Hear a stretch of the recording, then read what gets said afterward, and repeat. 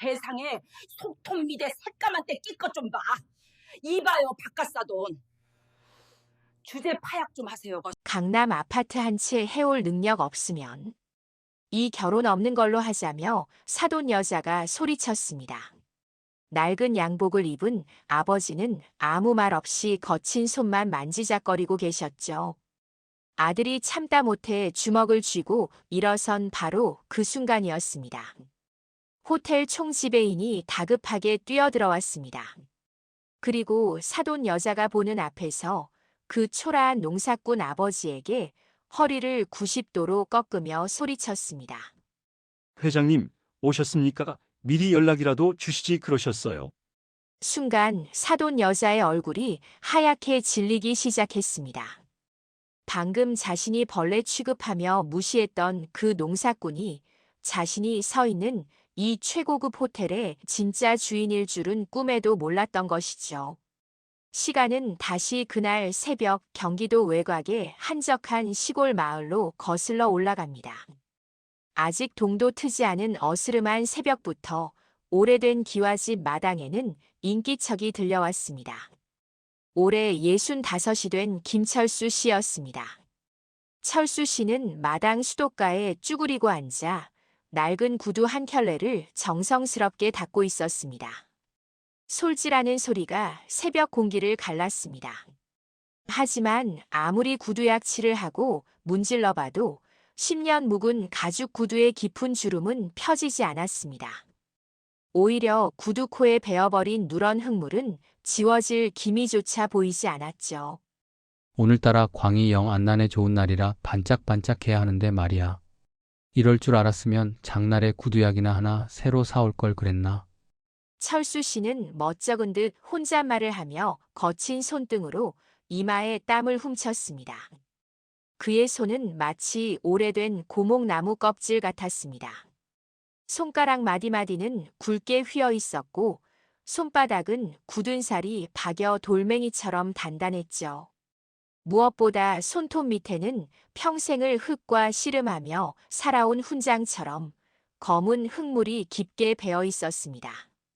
비누로 씻고 또 씻어도 지워지지 않는 농사꾼의 문신 같은 것이었습니다. 오늘은 철수 씨에게 아주 특별한 날입니다. 눈에 넣어도 안 아픈 하나뿐인 아들, 민호의 상견례가 있는 날이기 때문이죠. 일찍 아내를 여의고 홀로 키운 아들이 어느새 자라서 장가를 간다니. 철수 씨는 며칠 전부터 밤잠을 설칠 정도로 마음이 들떠 있었습니다. 방으로 들어온 철수 씨는 장롱 깊숙한 곳에서 양복 한 벌을 꺼냈습니다. 유행이 지나 깃이 넓고 품이 벙벙한 회색 양복. 민호가 대학 입학할 때 입었던 것이니 벌써 15년도 더 된 옷이었습니다. 조명 냄새가 쿰쿰하게 났지만 철수 씨에게는 가장 귀한 외출복이었습니다. 그때 대문 밖에서 자동차 경적 소리가 들렸습니다. 아들 민호가 아버지를 모시러 온 것입니다. 아버지 준비 다 되셨어요? 말끔한 정장 차림의 민호가 마당으로 들어서다 말고 아버지를 보며 잠시 멈칫했습니다. 유행 지난 헐렁한 양복에 낡아서 뒤축이 다 다른 구두. 민호의 눈에 안쓰러움이 스쳐 지나갔습니다. 그 양복 너무 오래된 거 아니에요? 제가 지난번에 백화점 모시고 가서 한 벌 사드린다니까 기어이 안 사시더니. 오늘 상견례 자리잖아요. 예비 장모님이 워낙 깐깐하신 분이라. 민호는 말끝을 흐렸습니다. 사실 여자친구 지은이의 어머니, 그러니까 예비 장모님인 박 여사는 강남에서도 유난스럽기로 소문난 분이었습니다. 집안 배경이며 재력을 따지는 눈이 어찌나 높은지 민호도 그동안 마음고생을 꽤나 했었거든요. 철수 씨는 아들의 걱정을 덜어주려는 듯 호탕하게 웃으며 아들의 어깨를 툭 쳤습니다. 아이고, 이 녀석아, 옷이 뭐가 중요하냐. 사람이 진국이면 된 거지. 그리고 이 양복이 뭐 어때서? 아직 멀쩡하기만 하구먼. 내가 어디 가서 빠지는 놈도 아니고 성실하게 대기업 다니는데 뭐가 꿀려? 아비가 비록 시골에서 농사나 짓지만 오늘 너 기 안 죽게 할 테니까 어깨 딱 펴, 알았지? 네, 알겠어요. 가시죠, 아버지. 아들의 차에 올라탄 철수 씨는 창밖으로 스쳐 지나가는 논밭을 흐뭇하게 바라보았습니다. 사실 민호는 꿈에도 모르고 있었습니다. 아버지가 입은 그 낡은 양복 안주머니에 무엇이 들어있는지를 말이죠. 그 안에는 서울 시내 요지의 금싸라기 땅 문서와 건물 등기부 등본이 들어있었습니다. 젊은 시절 억척같이 농사짓고 소를 키워 번 돈으로 사두었던 논밭이 개발되면서 철수 씨는 사실 알게 모르게 엄청난 거부가 되어 있었던 것입니다. 하지만 흙이 좋아 여전히 농사꾼으로 살고 있을 뿐이었죠. 서울로 향하는 차 안 분위기는 사뭇 무거웠습니다. 강남대로에 들어서자 으리으리한 빌딩들이 숲처럼 펼쳐졌습니다. 민호는 긴장한 탓인지 운전대를 잡은 손에 땀을 쥐고 있었지만 철수 씨는 오히려 평온해 보였습니다. 민호야, 저기 보이는 저 높은 빌딩들 보이지? 세상 사람들은 저런 걸 성공이라고 부르지만 아비는 그렇게 생각 안 한다. 땅은 거짓말을 안 해. 콩 심은 데 콩 나고 팥 심은 데 팥 나지. 사람도 마찬가지야. 겉만 번지르르한 건 소용없어. 속이 꽉 차야지. 네, 아버지. 드디어 상견례 장소인 호텔에 도착했습니다. 이 호텔은 서울 강남에서도 가장 비싸고 예약하기 힘들기로 소문난 최고급 5성급 호텔이었습니다. 입구부터 외제차들이 즐비하고 도어맨들이 깎듯이 문을 열어주는 곳이었죠. 민호가 주차를 하는 동안 철수 씨는 먼저 차에서 내렸습니다. 호텔 로비에 들어서자 화려한 대리석 바닥과 천장에 매달린 크리스털 샹들리에가 눈부시게 빛나고 있었습니다. 지나가는 사람들은 모두 명품 옷을 입고 세련된 향수 냄새를 풍기고 있었죠. 그 사이에서 흙냄새 나는 낡은 양복을 입은 철수 씨는 확실히 이질적인 존재였습니다. 호텔 직원들이 철수 씨를 힐끔거렸지만 철수 씨는 아랑곳하지 않고 뒷짐을 진 채 로비를 천천히 둘러보았습니다. 마치 제 집 안방을 거니는 듯한 여유로운 발걸음이었습니다. 아버지 많이 기다리셨죠? 예약된 룸으로 가시죠. 민호의 안내를 받아 도착한 곳은 호텔 중식당의 가장 안쪽 VIP 룸이었습니다.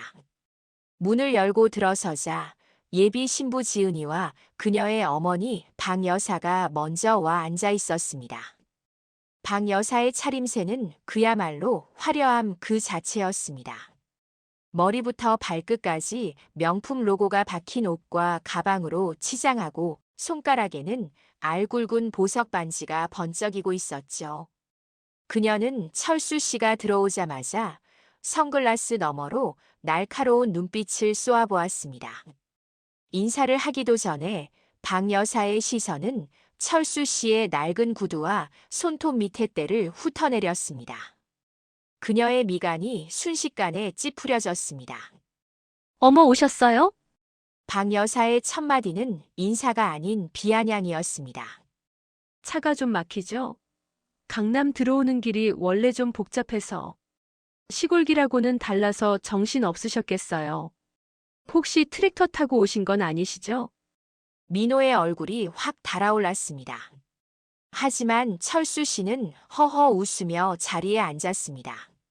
네, 반갑습니다. 민호 애비 되는 사람입니다. 차가 좀 낡아서 털털거리긴 합니다만 아들놈 덕분에 편하게 잘 왔습니다. 사돈 어른 되실 분이 참 미인이시네요. 우리 며느리가 누굴 닮아 이렇게 예쁜가 했더니. 철수 씨가 덕담을 건넸지만 박 여사는 콧방귀를 뀌며 고개를 돌렸습니다. 주문부터 하죠. 여기 코스 요리가 괜찮아요. 1인당 25만 원짜리 황제 코스로 하죠. 바깥사돈, 이런 음식 평생 구경이나 해보셨는지 모르겠네. 입에 맞으실지 모르겠어요. 시골에선 나물 반찬이나 드실 텐데. 박 여사는 종업원을 불러 거만하게 주문을 마쳤습니다. 그리고 본격적으로 팔짱을 끼고 철수 씨를 향해 취조를 시작했습니다. 그래, 바깥하돈께서는 경기도 어디 구석에서 농사 지으신다고요? 요즘 배추값이 똥값이라던데 입에 풀칠이나 하시는지 모르겠네요. 솔직히 말해서 저는 이 결혼 처음부터 마음에 안 들었어요. 박 여사의 직설적인 말에 예비 신부 지은이가 엄마의 팔을 잡아 끌었습니다. 엄마, 그만 좀 해. 오늘 상견례 자리잖아. 너는 가만히 있어. 이게 다 너를 위해서 하는 말이야. 현실을 직시해야지. 현실을 우리 민호가 개천에서 용났네. 그 흙구덩이에서 어떻게 대기업을 갔을까? 그런데 사돈, 대기업 다닌다고 다가 아니에요. 우리 지은이 알죠? 얘 어릴 때부터 바이올린이니 유학이니 제가 돈을 얼마나 처발라 키웠는데 이런 귀한 딸을 데려가려면 적어도 강남의 아파트 한 채는 해오셔야 하는 거 아닙니까? 철수 씨가 젓가락을 내려놓고 차분하게 물었습니다. 강남 아파트라 그게 조건입니까? 당연하죠. 요즘 세상에 누가 맨손으로 결혼을 시켜요? 적어도 30평대는 돼야 우리 지은이가 기죽지 않고 살죠. 보아하니 그쪽 집이랑 논밭 다 팔아도 서울 전세금도 안 나올 것 같은데. 노후 준비는 되어 있으세요? 나중에 병들고 아프면 그 병원비며 생활비 다 우리 사위가 대야 하는 거 아니냐고요. 결국 내 딸 등골 빼먹겠다는 거 아닙니까? 박 여사의 목소리가 점점 커졌습니다. 식당 밖 복도까지 그 날카로운 목소리가 들릴 정도였죠. 민호는 주먹을 꽉 쥐고 부들부들 떨고 있었지만 철수 씨는 묵묵히 차만 마시고 있었습니다. 그러자 박 여사는 철수 씨의 침묵을 무능력함으로 받아들이고 결정적인 한 방을 날렸습니다. 그녀는 손가락으로 철수 씨의 손을 가리켰습니다. 저 손 좀 보세요. 세상에 손톱 밑에 저 까만 때 낀 것 좀 봐. 농사 짓는 게 죄는 아니지만 적어도 이런 자리에 올 때는 좀 씻고 와야 하는 거 아닙니까? 비위 상해서 밥이 넘어가겠어? 저런 더러운 손으로 농사 지은 쌀을 우리 귀한 딸한테 먹이겠다고. 수준이 맞아야 대화를 하든가 말든가 하지. 이봐요, 바깥하던 주제 파악 좀 하세요.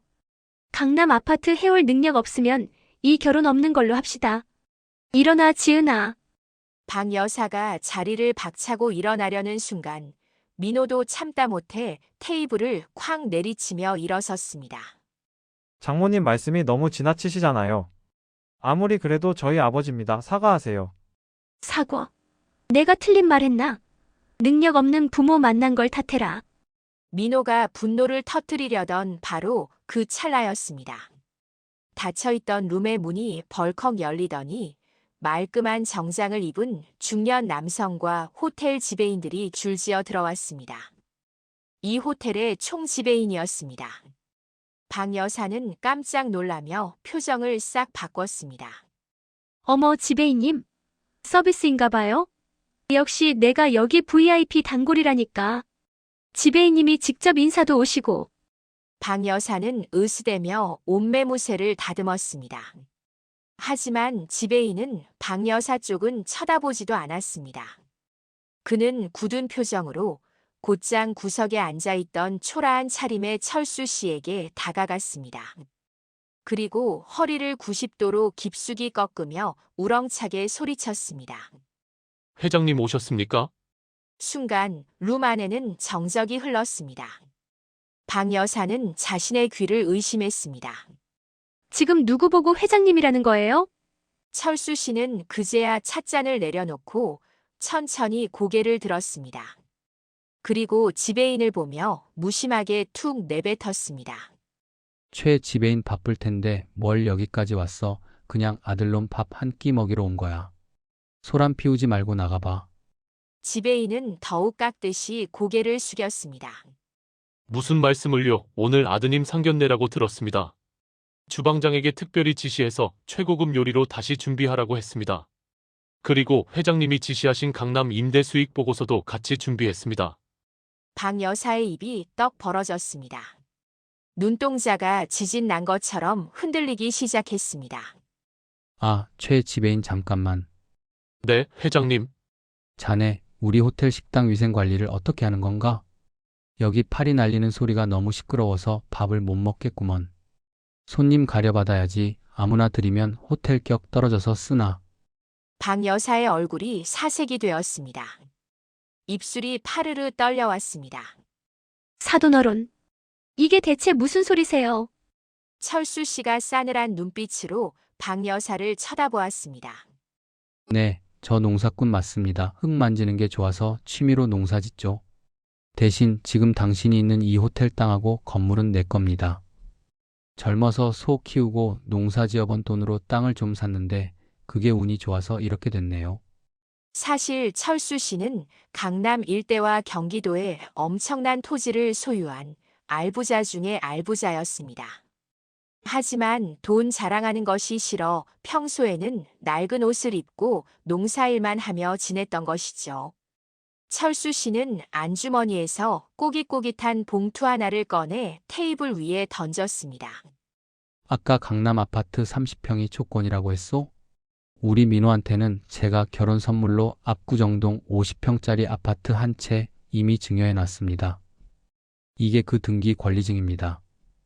박 여사는 숨이 턱 막히는 것 같았습니다. 자신이 그토록 자랑하던 강남 아파트 따위는 비교도 안 될 재력이었으니까요. 철수 씨는 박 여사의 눈을 똑바로 응시하며 말을 이었습니다. 근데 댁 따님은 우리 집에 뭘 해오실 수 있습니까? 그 잘난 강남 수준 말고 인성이나 예의 같은 거 말입니다. 나는 내 아들 며느리 볼 때 딱 하나 봅니다. 사람 됨됨이 부모를 존경할 줄 알고 사람 귀한 줄 아는 마음. 근데 오늘 보니 그쪽 집안은 영 꽝이네요. 박 여사는 식은땀이 비오듯 쏟아졌습니다. 자신이 실수해도 단단히 실수했다는 것을 깨달았기 때문입니다. 그녀는 떨리는 목소리로 빌기 시작했습니다. 아이고, 회장님, 제가 죽을 죄를 지었습니다. 저는 그냥 몰라 뵙고 우리 지은이 고생 안 시키려고. 제발 용서해 주세요, 사돈어른. 철수 씨는 자리에서 벌떡 일어났습니다. 그리고 자신의 거친 손을 박 여사 눈앞에 들이밀었습니다. 여보시오, 내 손이 더럽다고 했소? 때가 꼈다고 비위 상한다고 했소? 잘 들으시오. 이 손은 내 자식 굶기지 않고 정직하게 먹여 살린 훈장이야. 당신 눈엔 때 낀 손톱으로 보이겠지만 내 눈엔 당신의 그 썩어 빠진 속물 근성이 더 더럽고 냄새나. 박 여사는 고개도 들지 못했습니다. 얼굴이 홍당무처럼 빨개져서 쥐구멍이라도 찾고 싶은 표정이었죠. 예비 신부 지은이도 부끄러움에 고개를 푹 숙이고 울고 있었습니다. 철수 씨는 민호를 바라보며 말했습니다. 민호야, 일어나라. 밥맛 떨어졌다. 이런 사내 진미보다 뜨끈한 국밥이나 한 그릇 하러 가자. 네, 아버지 가시죠. 민호도 속이 뻥 뚫린 듯 화난 표정으로 아버지를 부축했습니다. 두 사람이 나가려 하자 박 여사가 바짓가랑이라도 잡을 기세로 매달렸습니다. 사돈어른, 가지 마세요. 저희가 잘못했습니다. 결혼 다시 생각해 주세요. 철수 씨는 뒤를 돌아보며 차갑게 못을 박았습니다. 아까 수준이 안 맞아서 결혼 못 시키겠다고 했나? 나도 전적으로 동감입니다. 돈은 내가 더 많을지 몰라도 인격 수준이 너무 차이가 나서 내 아들 그 집에 못 주겠소. 그리고 최 지배인. 네, 회장님. 이 사람들 당장 내보내. 그리고 앞으로 우리 호텔 전 지점에 출입 금지시켜. 이런 수준 낮은 손님들 받으면 호텔 물 흐려져서 안 되니까. 알겠습니다, 회장님. 지배인과 직원들이 박 여사 모녀를 향해 다가왔습니다. 철수 씨와 민호는 뒤도 돌아보지 않고 당당하게 룸을 나갔습니다. 뒤에서는 회장님, 회장님 하며 통곡하는 박 여사의 목소리가 들려왔지만 두 부자의 발걸음은 그 어느 때보다 가벼웠습니다. 호텔을 나온 두 사람은 근처 시장 골목에 있는 허름한 순대국밥집에 마주 앉았습니다. 김이 모락모락 나는 국밥 두 그릇을 앞에 두고 민호가 아버지의 거친 손을 꼭 잡았습니다. 아버지의 손은 여전히 흙물이 들어 투박했지만 민호에게는 세상에서 가장 부드럽고 따뜻한 손이었습니다. 아버지, 그동안 저 때문에 이런 수모당하시게 해서 정말 죄송해요. 저한테 왜 부자라는 거 말씀 안 하셨어요? 미리 알았으면 저도 좀 덜 억울했을 텐데. 민호의 투정에 철수 씨가 소주 한 잔을 시원하게 들이키며 웃었습니다. 허허, 돈 있다는 거 알면 내가 거만해질까봐 그랬지. 민호야, 명심해라 오늘 봤지? 사람은 거칠애가 중요한 게 아니야. 비싼 옷 입고 좋은 차 탄다고 귀한 사람이 되는 게 아니다. 속이 꽉 차야 진짜 양반인 게지. 아비는 내가 돈 많은 부자보다 마음이 넉넉한 부자가 됐으면 좋겠다. 네, 아버지 명심할게요. 감사합니다. 그래, 내 아들 밥이나 먹자 싶겠다.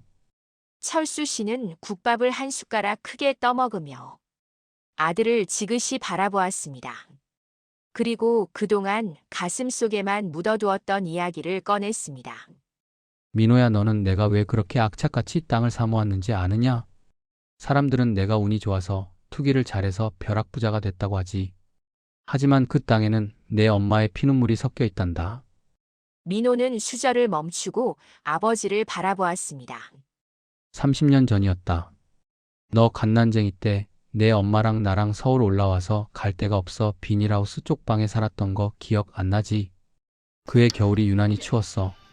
보일러도 안 들어오는 냉방에서 내 엄마가 너 감기 걸릴까봐 꼭 껴안고 자다가 연탄가스를 마셨다. 철수 씨의 목소리가 미세하게 떨렸습니다. 없고 병원에 가야 하는데 눈은 오고 차는 없고 집 주인한테 사정해서 차 좀 태워달라고 문을 두드렸는데 재수 없다고 소금 뿌리며 쫓아내더구나. 그때 내 엄마 없고 병원까지 뛰면서 내가 하늘에 대고 맹세했다. 내 반드시 성공해서 내 처자식 다시는 이런 서름 안 당하게 하겠다고. 철수 씨는 거친 손으로 눈가를 훔쳤습니다. 그때부터 남들 쌀밥 먹을 때 시래기 죽 먹고 남들 잘 때 일하면서 사람들이 개발 안 될 쓰레기 땅이라고 비웃던 그 자갈밭들을 사들인 거야. 모두가 미쳤다고 했지. 하지만 나는 알았다. 언젠가 내 땀이 헛되지 않을 거라는 걸. 민호야, 이 아비 손톱 밑에 낀 때가 그냥 때가 아니다. 내 엄마랑 내가 널 지키려고 30년을 버텨온 세월의 흔적이야. 그래서 나는 누가 뭐래도 이 손이 부끄럽지가 않다. 그런데 오늘 그 여자가 이 손을 더럽다고 하니 내가 참을 수가 없더구나. 민호는 아버지의 투박한 손을 자신의 두 손으로 감쌌습니다. 뜨거운 눈물이 아버지의 손등 위로 뚝뚝 떨어졌습니다. 저는 그것도 모르고 아버지가 부끄럽다고 생각했던 적도 있었어요. 정말 죄송해요.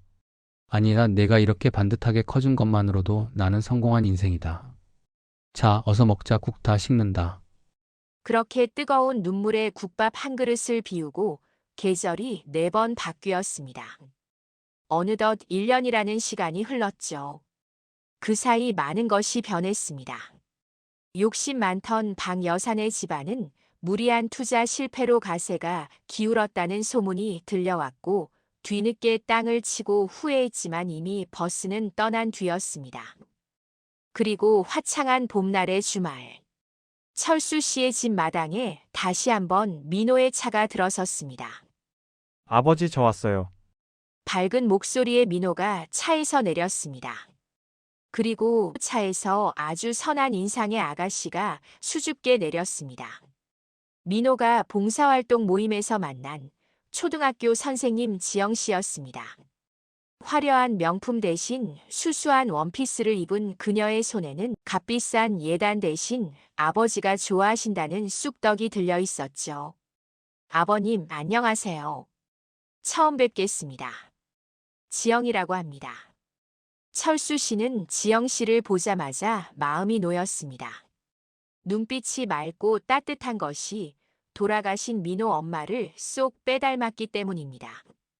방에 들어와 다과를 나누던 중 지영 씨의 시선이 철수 씨의 무릎 위에 놓인 손에 머물렀습니다. 여전히 흙물이 들어 투박하고 거친 농사꾼의 손이었죠. 철수 씨는 지난번 상견례의 기억 때문에 저도 모르게 손을 슬그머니 감추려 했습니다. 혹시나 이 아가씨도 내 손을 보고 흉을 보면 어쩌나 하고 말이죠. 아가, 내 손이 좀 험하지? 농사를 짓다 보니 시서도 똑같네. 하지만 지영 씨의 반응은 전혀 달랐습니다. 그녀는 망설임 없이 철수 씨의 두 손을 꼭 잡았습니다. 그리고 따뜻한 눈빛으로 철수 씨를 바라보며 말했습니다. 아니에요, 아버님. 민호 씨한테 들었어요. 평생 이 손으로 민호 씨 키우시고 고생하셨다고요. 세상에서 제일 든든하고 멋진 손인걸요. 이렇게 훌륭하게 아들 키워주셔서 정말 감사합니다, 아버님. 진심이 담긴 그 한마디. 철수 씨의 마음속에 남아있던 지난날의 상처가 눈 녹듯 사라지는 순간이었습니다. 돈을 보고 고개를 숙이는 가짜가 아니라 아버지의 땀과 희생을 알아주는 진짜 딸을 얻게 된 것입니다. 철수 씨는 허허 웃으며 장롱 깊숙한 곳에서 낡은 나무 상자를 꺼내왔습니다. 돌아가신 아내가 며느리 주라고 남겨둔 금반지와 자신이 직접 지은 전원주택의 열쇠가 들어있었죠. 자, 이거 받아라. 너희 둘 이 아비처럼 고생하지 말고 서로 아껴주며 예쁘게 살아라. 그거면 된다. 방 안에는 세 사람의 웃음소리가 따뜻하게 번졌습니다. 창밖에는 봄 햇살이 환하게 비치고 마당의 흙냄새는 그 어느 때보다 향긋하게 느껴졌습니다. 이야기를 마치며 다시 한번 철수 씨의 손을 떠올려 봅니다. 누군가에게는 더럽고 피하고 싶은 손이었지만 진실을 볼 줄 아는 사람에게는 세상에서 가장 아름답고 존경스러운 손이었습니다. 진정한 가치는 겉모습이 아니라 그 안에 담긴 역사와 마음에 있다는 것. 오늘 철수 씨와 지영 씨의 이야기를 통해 다시 한번 깨닫게 됩니다. 지금 여러분의 곁에 있는 소중한 사람의 손을 한번 잡아보세요. 비록 거칠고 주름졌을지라도 그 손이 지금의 우리를 있게 한 가장 위대한 손일지도 모릅니다. 그리고 댓글로 진짜 부자는 마음이 부자인 사람이다라고 적어보세요. 말하는 대로 믿는 대로 여러분의 마음에도 풍요로움이 가득 채워질 것입니다. 지금까지 여러분의 마음 쉼터 삶이 라디오였습니다.